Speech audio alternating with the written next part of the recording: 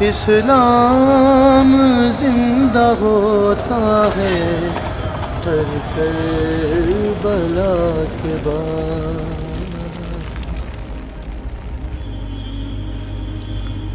میرے عزیزو، میرے بھائیو، کربلا ایک سبق ہے۔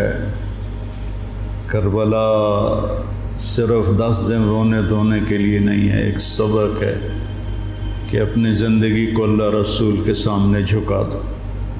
گردنیں کٹنے کے لیے اللہ ہم سے نہیں مطالبہ کر رہا، وہ انہیں ہستیوں کے لیے تھا۔ ہمارے ذمہ ہے کہ ہم اللہ اس کے رسول کے سامنے سر جھکائیں، مسلم بن کے چلیں، مومن بن کے چلیں۔ اللہ کے واسطے میرے بچوں، اگر میرے شاگرد ہو تو یہ دیوبندی اور یہ بریلوی یہ جھگڑے نکال دو، اپنے آپ کو مسلمان کرو، مسلمان۔ میں ایک دفعہ ایک جگہ بیٹھا تھا تو ایک بزرگ بیٹھے تھے، کہنے لگے جی آپ دیوبندی ہیں کہ بریلوی؟ تو میں نے کہا جی میں مسلمان ہوں۔ وہ مجھے ایسے دیکھنے لگا، وہ کہنے لگا میری 60 برس 70 برس عمر ہے، میں نے آج تک کسی کو یہ کہتے ہوئے نہیں سنا، تو میں تمہیں مسلمان دیکھنا چاہتا ہوں، میں تمہیں دیوبندیت سے نکالنا چاہتا ہوں۔ مسلم بنو، مسلمان بنو۔ ہم امام ابو حنیفہ کے فتوے پر چلتے ہیں، ان کے فتاوی کی جو تشریح اہل دیوبند نے کی ہے ہم اس کو زیادہ صحیح سمجھتے ہیں، باقیوں کو عزت دیتے ہیں، احترام کرتے ہیں۔ ہمارے سینے کھلے ہوئے ہیں سب کے لیے، ہم ہی حق پر ہیں اور ہم ہی جنتی ہیں، یہ عجب تمہارے اندر سے نکالنا چاہتا ہوں۔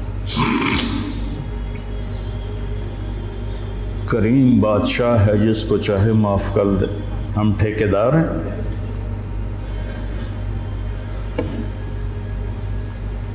مسلم بنو، مومن بنو، امتی بنو۔ ہم شیعہ ہیں، ہم اہل تشیع ہیں، ہم بریلوی ہیں، ہم اہل حدیث ہیں، ہم دیوبندی ہیں۔ ان الفاظ کو چھوڑ دو بیٹا، پوری دنیا پھرا ہوں کہیں یہ لعنت نہیں، یہ ساری بر صغیر کی پھیلائی ہوئی لعنت ہے۔ میں تمہیں چاہتا ہوں کہ تم ایک اچھے مسلمان بنو، کہیں بھی جاؤ۔ میری طرف سے ضروری نہیں کہ مدرسوں میں ہی پڑھانا ہے، اتنے مدرسے ہیں ہی نہیں۔ جس جگہ جاؤ بیٹا مسلم بن کے جاؤ، سب سے محبت کرو، سب سے دلوں کو صاف کرو، سب چیز۔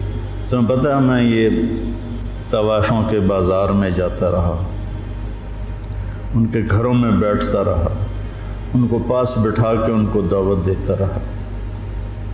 میرے لیے میں انہیں بیٹی کہتا تھا، وہ رو پڑتی تھی کہ سانتا جی کس سے آج تائیں بیٹی نہیں آکھیا، تسی سانو بیٹی آکھیا۔ جب مجھے سٹنٹ پڑا اور میں گھر آیا تو ساری طوائفیں مجھے پوچھنے میرے ڈیرے پر آئیں، باری باری، ساری، بوڑھی جوان سب، کہ ہمیں بیٹی آج تک کبھی کسی نے نہیں کہا۔ ایک سے میں نے کہا اپنی بچی کی شادی کر دیں، کہنے لگی آپ کو رشتہ تلاش کر کے دیں۔ میں نے کہا تو خود تلاش کر، کہ مولانا صاحب طوائف دے کوٹھے تے رشتہ لین کون ہوندا؟